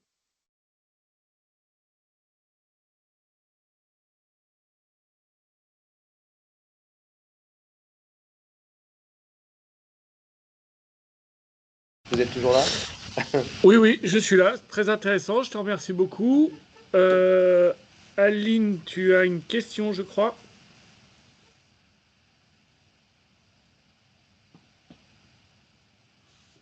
Allô, allô. Ton micro Oui, est Aline. coupé, donc tu peux pas Non, poser. je voulais pas poser de questions. Je voulais surtout dire un grand merci pour toute cette vision de ce qui nous entoure. Voilà.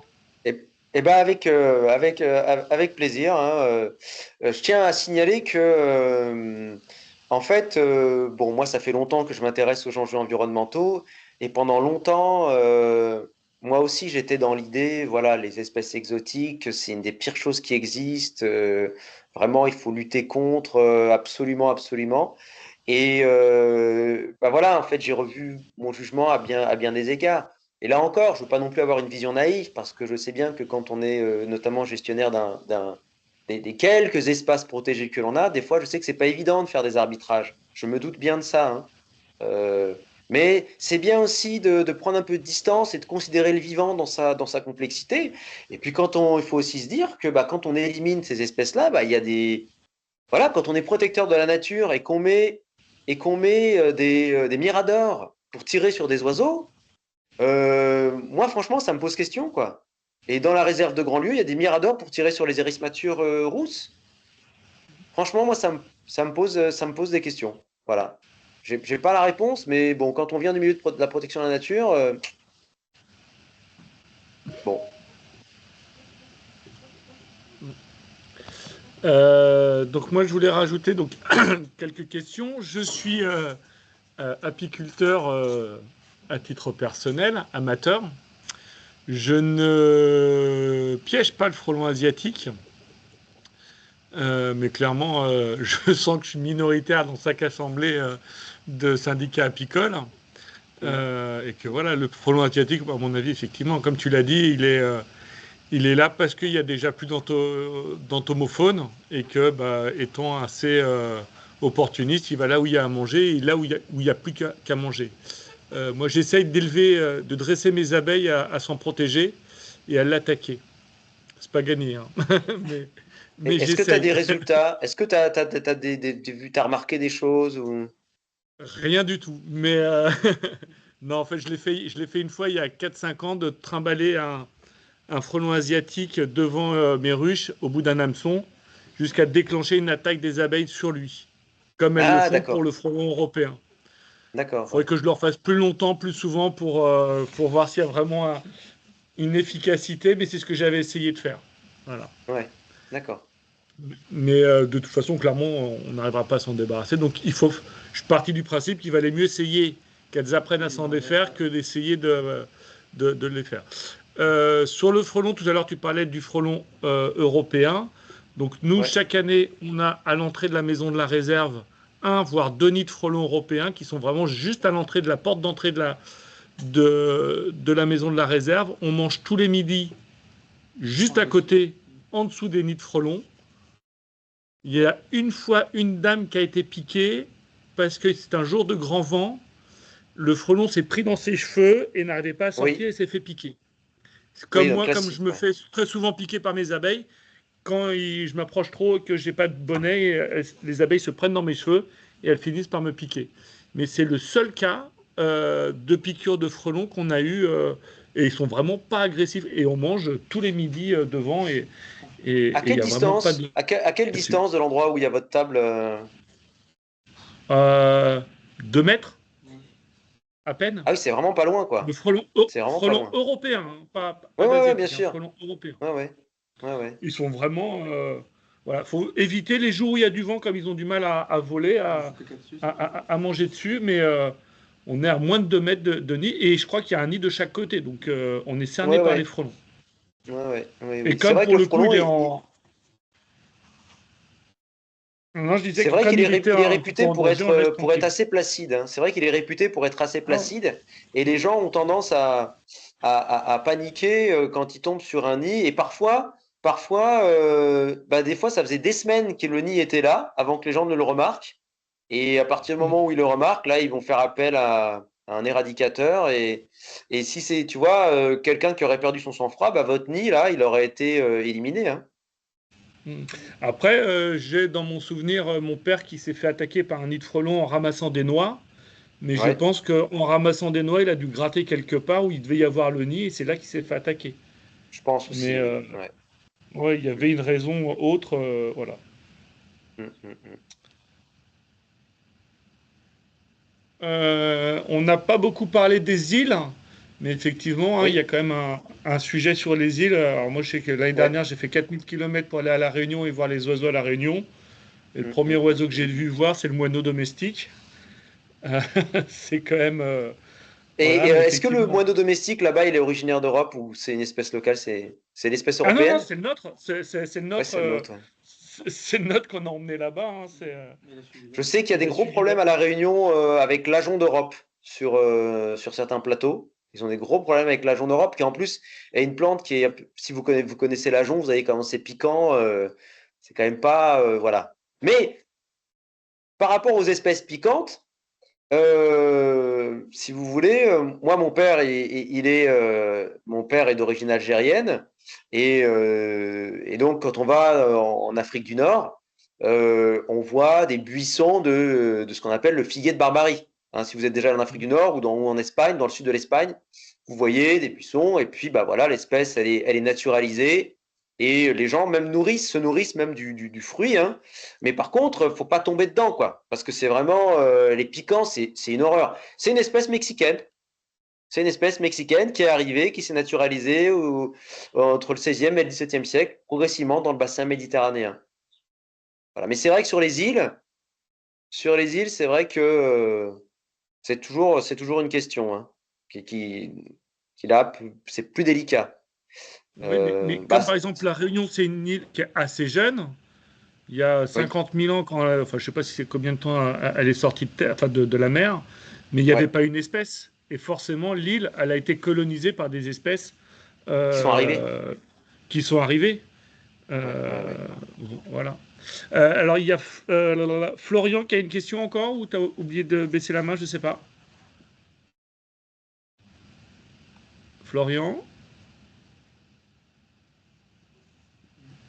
une fois, deux fois. Non. Florian, on t'entend pas si tu as, ton micro qui est baissé, qui est fermé. Je sais pas si c'est ça. Florian? Non. Bon, Bon. bah voilà. Il y a... Alors moi Alors, alors une remarque Nadine. concernant les perruches à collier. Je serais tentée, alors je ne porte aucun jugement dessus, mais je suis tentée de dire qu'elles ont quitté les jardins publics pour gagner en leur habitat maintenant s'étend, enfin surtout là dans notre région, Île-de-France, Seine-et-Marne, on a de nombreuses populations de perruches. Je referme Mhm. cette remarque. Ensuite, bio-xénophobie. Xénophobie, peur de l'étranger, bio. Et je dis xénophobie, je fais un lien avec une des caractéristiques de l'homme. Nous sommes xénophobes, donc on l'est en bio, mais on l'est aussi entre nous. Et ça me renvoie à un problème, je dirais encore plus large. Ah, en fait, on n'aime pas ce qui est différent. Voilà, je Enfin, suis tout. ça, c'est Voilà. un réflexe de l'humain, hein. Mm. Il n'aime pas ce qui est hors de son groupe. Mais c'est pour ça, comme dit François Lasserre, les chats, ils sont dans notre groupe. Donc c'est bon. Oui. Mm. Eux, ils peuvent, voilà, ils sont du bon côté, pour beaucoup. Alors bien sûr, je sais qu'il y a beaucoup de naturalistes qui sont très vigilants sur les chats, qui veulent pas de chats, etc. Mais bon, puis je connais aussi, puis on a tous un peu des contradictions, parce que voilà, alors il y en a qui mettent des clochettes, qui mettent des bonnes clochettes pour que, voilà, mais, euh, mais c'est vrai que c'est une question, hein. Pour le Euh, chat, je vous interromps, mais c'est vrai qu'au départ, vers le Moyen Âge, il était utilisé justement dans les foyers pour protéger tout ce qui était les graines. Donc hum, hum, il était utilitaire. Le ouais, glissement de notre façon de vivre a fait qu'il n'est absolument plus utilitaire, enfin, sauf peut-être dans des fermes, et qu'il est devenu un animal de compagnie. ah complètement, oui, oui, Donc oui, voilà. ah, oui, Donc bon, ah, oui, on ne peut pas l'éradiquer, mais il faut y oui, Après, faire oui, alors, attention. Voilà. maintenant, la stérilisation des Oui. chats est obligatoire, il me semble. Donc, on oui, oui, l'éradique oui. pas, mais on D'accord, essaye de limiter en tout de cas, limiter. Oui, il oui, me ah bah semble. oui. Alors moi, en plus, ma sœur est passionnée par les chats, donc vous J'ai un peu voyez, de chat. donc voilà. Et c'est vrai que les chats ont vis-à-vis du relationnel avec les humains, très vraisemblablement, la présence d'un chat peut faire du bien, notamment à des personnes qui sont dépressives aussi. Il faut prendre les choses dans leur complexité aussi, hein.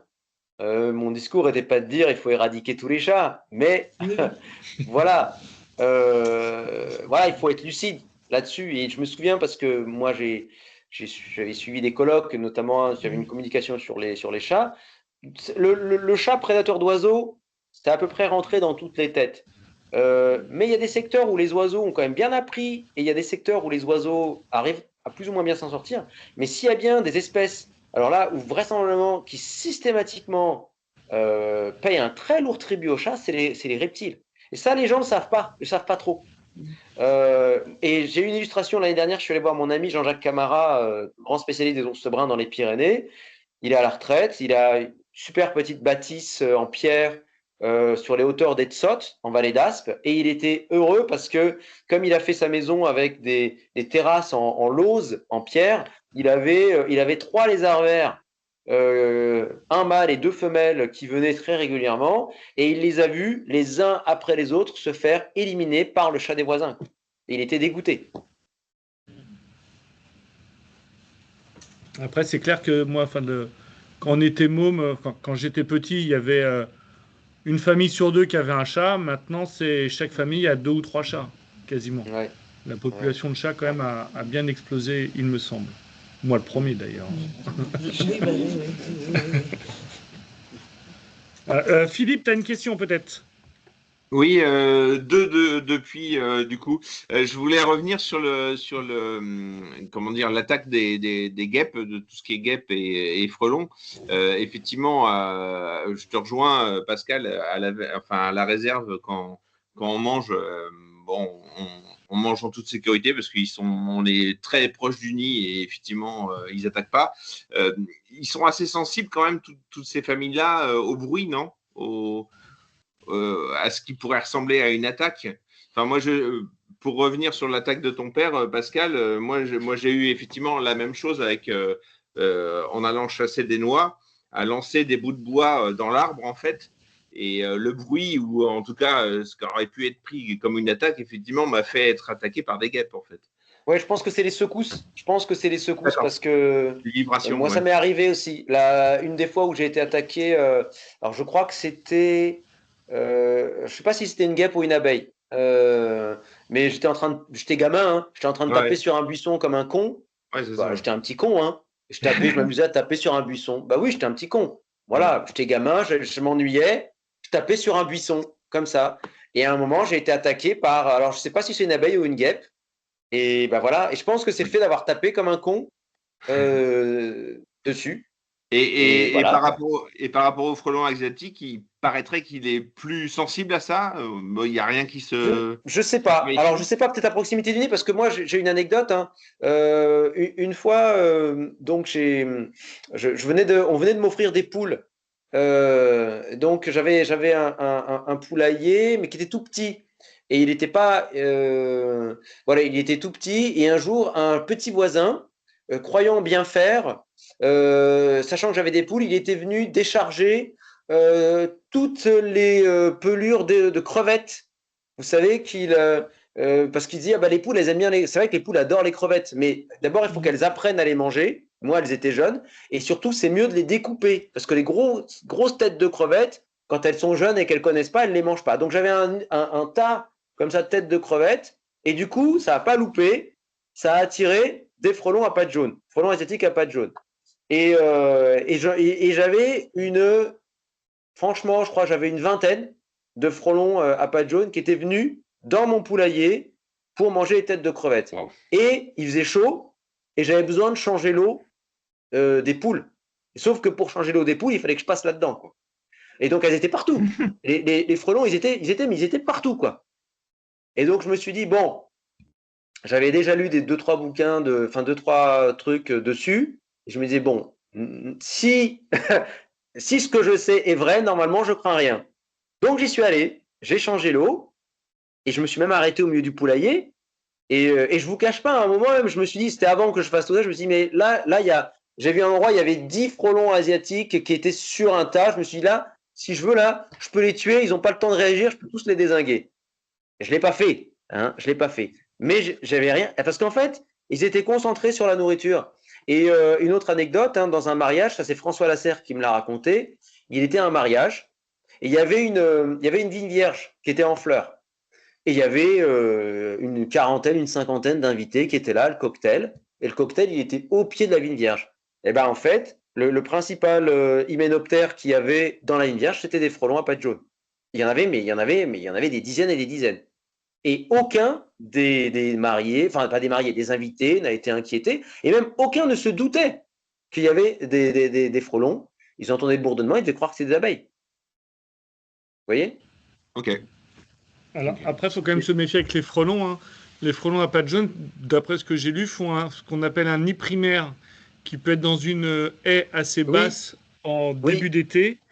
Et c'est en fin d'été où il va monter son nid, va faire son nid secondaire en haut des arbres. Et il y a déjà eu des attaques. Et il me semble qu'il y a eu 1 ou 2 morts d'attaques de frelons asiatiques, notamment, je crois, des gamins sur un stade de foot où le ballon a fini dans le nid et dans la haie à côté du nid et les frelons sont sortis. Donc, faut quand même faire attention, notamment les jardiniers qui taillent les haies, ce qu'il ne faut pas faire en été.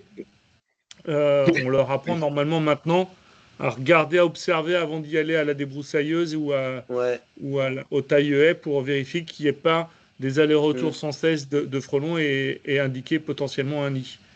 Et plus on taille tard sa haie, plus il y a des chances pour que le nid primaire ait été abandonné d'ailleurs.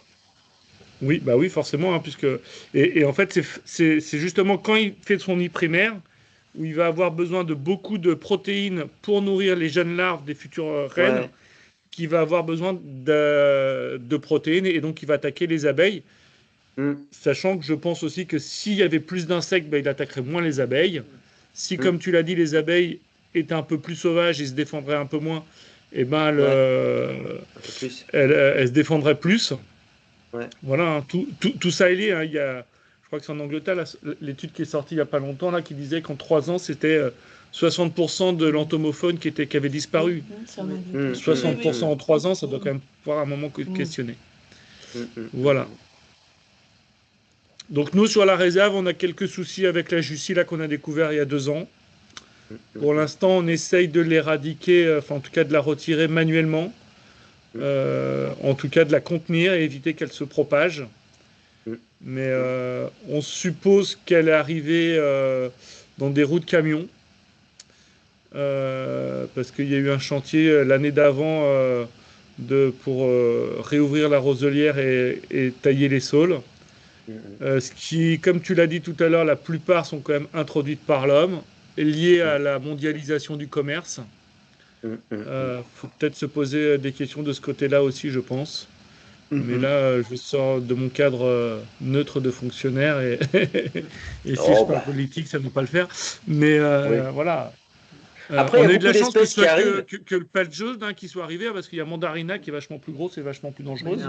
Oui, c'est vrai, ouais. Mais après, tu sais, il y a plein d'espèces qui arrivent et puis qu'on ne fait pas gaffe. Tu vois, moi, par exemple, je me souviens parce qu'à partir du moment où j'ai laissé pousser les herbes hautes dans mon jardin, j'ai eu plein de fleurs naturelles, etc. Et donc, j'ai eu plein d'insectes.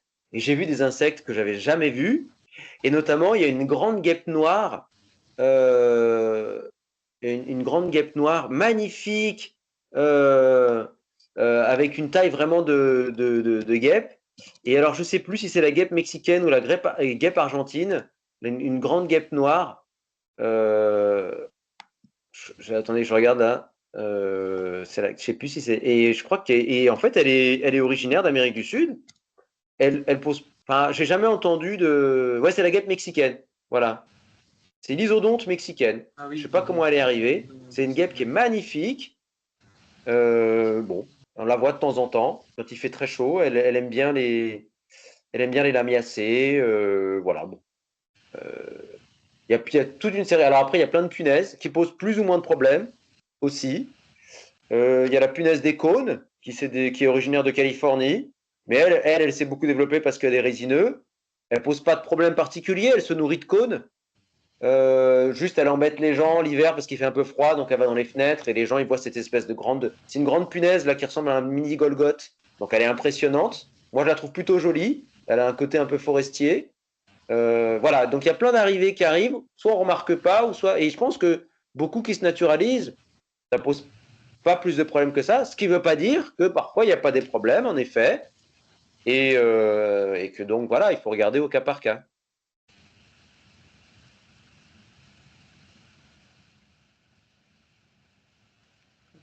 Ok. Eh ben, je crois qu'on a fait un peu le tour. S'il n'y a plus de questions, Ben, je vous remercie de m'avoir écouté. ben, je vous remercie, Merci je te remercie à toi. Et puis donc je vais essayer de diffuser. Normalement j'ai fait enregistrer, donc ça doit enregistrer. Faut que j'arrive à voir comment je récupère le fichier pour essayer de le publier et le diffuser. Voilà. Très bonne idée. Très bien. Merci. Voilà. Eh ben, merci. Eh ben, au plaisir. Et n'hésitez pas. Donc, vous allez avoir une conférence sur le loup. Moi, j'interviens pas mal sur le loup, mais c'est Vincent Vignon qui est un copain et je pense que ce sera super bien aussi. En plus, il s'y connaît très bien aussi sur tout ce qui est ongulé. C'est aussi un spécialiste des grands herbivores. Donc, il a une bonne vision écosystémique des choses. Donc, voilà, en même temps, je fais la promo de la prochaine conf. C'est bien ça. C'est très bien, ouais. Ça sera le vendredi 13 juin. Parfait, Voilà. j'ai noté. Ok. Voilà. Merci à tout le monde. Merci pour Eh cette ben, analyse, merci beaucoup. Farid. À bientôt. Au Farid. plaisir. Et puis, Merci Au beaucoup. plaisir. au plaisir de t'accueillir, visiter la réserve quand tu montes à Paris. Oui, juste une petite chose aussi. Alors, je suis très copain avec Pierre Boutonnet, qui a ce gîte magnifique dans les Asturies. Et il organise des super voyages naturalistes, mais vraiment super sur la valeur éthique et vraiment super sur les observations naturalistes. Là, j'ai un voyage là qu'il fait. Il cherche encore du monde pour les Abruzzes, pour aller voir des loups. Donc, je te le fais passer. Et si tu veux faire circuler dans ton réseau, tu n'hésites pas. Et je vous Bien garantis, sûr, super. Vraiment. C'est quand les dates? C'est au mois d'août. Au mois d'août. Voilà. Ah, Je début. t'envoie ça. Je t'en envoie deux. Je t'en envoie un sur les Asturies. Alors, sur les Asturies, c'est au mois d'avril 2026. Et je vais t'en envoyer un dans les Abruzzes. Là, c'est plus récent. C'est août de cette année. Voilà. Et combien? C'est l'association UINA. Y-U-H-I-N-A. Y-U-H-I-N-A. D'accord. Voilà. Ok. Pascal, on Il y a compte sur toi pour nous faire. Ouais, tu peux faire passer comme ça. Je te fais le mail tout de suite et avec les deux séjours et tu fais passer. Voilà. Tu me l'envoies par mail? Oui, fais comme ça. Ok, ça marche. Merci beaucoup Eh ben, et voilà. au plaisir. Merci. Au plaisir. Au Au revoir. Au plaisir, au revoir. Merci beaucoup. Bisous. Au revoir. Merci à tous. Merci. À bientôt. À bientôt. Arrêtez l'enregistrement. Arrêtez.